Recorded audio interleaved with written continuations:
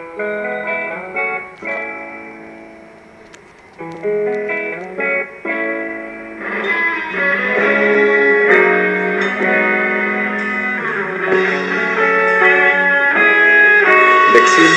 ang lahat sa eskwela, nagsama-samang 12 sa kalokohan at sa tuksuhan, hindi maawat sa isa't isa.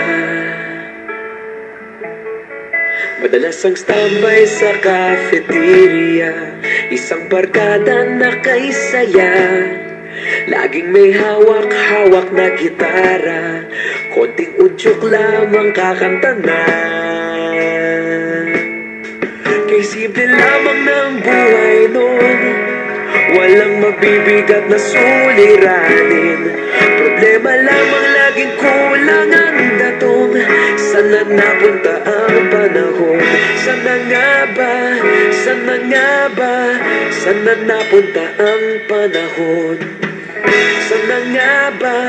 Sana nga ba?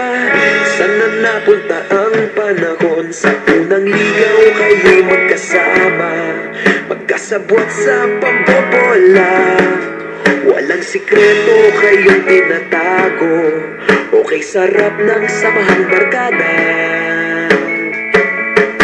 Nagkawatakan na sa kolehiyo, kanya-kanya na ang nilakaran, kahit minsan na lang kung magkita, pagkakaibigay hindi nawala. At kung saan na napadpad ang ilan, sa dating eskwela meron ding naiwan, meron pa ng mga ilang nawala na lang, nakakamiss ang dating samahan. Sana nga ba? Sana nga ba? Sana nga bang barkada ngayon? Sana nga ba? Sana nga ba? Sana nga bang barkada ngayon?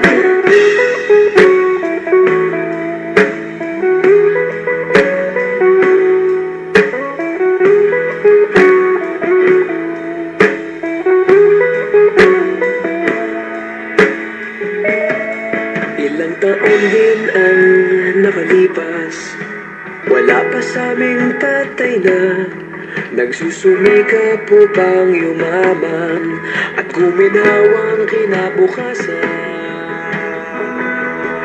Paminsan-minsan kami nagkikita, mga naiwan at natira, at gaya nung araw namin sa eskwela, pag magkasama'y nagwawala. Napakahirap malimutan ang saya ng aming samahan,